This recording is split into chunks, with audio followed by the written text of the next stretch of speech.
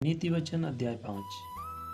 हे मेरे पुत्र, मेरी बुद्धि की बातों पर ध्यान दे, मेरी समझ की ओर कान लगा, जिससे तेरा विवेक सुरक्षित बना रहे और तू ज्ञान के वचनों को थामे रहे। क्योंकि पराई स्त्री के होठों से मधु टपकता है और उसकी बातें तेल से भी अधिक चिकनी होती हैं, परंतु इसका परिणाम नागदौना सा कड़वा और दो धारी तलवार सा पैना होता है। उसके पांव मृत्यु की ओर बढ़ते हैं और उसके पग अधोलोक तक पहुंचते हैं।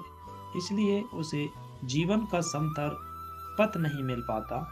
उसके चाल चलन में चंचलता है, परंतु उसे वह आप नहीं जानती। इसलिए अब हे मेरे पुत्रों, मेरी सुनो और मेरी बातों से मुंह ना मोड़ो। ऐसी स्त्री से दूर ही रहे और उसकी डेवड़ी के पास भी ना जाना। कहीं ऐसा ना हो कि तू अपना यश औरों के हाथ और अपना जीवन क्रूर जन के वश में कर दे, या पराई तेरी कमाई से अपना पेट भरे और परदेशी मनुष्य तेरे परिश्रम का फल अपने घर में रखें। और तू अपने अंतिम समय में, जबकि तेरा शरीर क्षीण हो जाए, तब यह कहकर हाय मारने लगे, मैंने शिक्षा से कैसा बैर किया और डांटने वाले का कैसा तिरस्कार किया। मैंने अपने गुरुओं की बातें ना मानी और अपने सिखाने वालों की ओर ध्यान ना लगाया। मैं सभा और मंडली के बीच में प्राय सब बुराइयों में जा पड़ा। तू अपने ही कुंड से पानी और अपने ही कुएं के सोते का जल पिया करना। क्या तेरे सोतों का पानी सड़क में और तेरे जल की धारा चौकों में बह जाने पाए?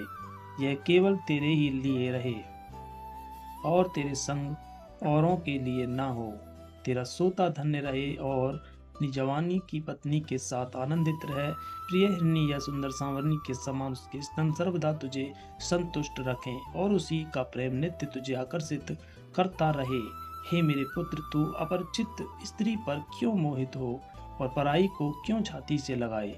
क्योंकि मनुष्य के मार्ग यहोवा की दृष्टि से छिपे नहीं हैं और वह उसके सब मार्गों पर ध्यान करता है। दुष्ट अपने ही अधर्म के कर्मों से फंसेगा और अपने ही पाप के बंधनों में बंधा रहेगा। वह शिक्षा प्राप्त किए बिना मर जाएगा और अपनी ही मूर्खता के कारण भटकता रहेगा। आमीन।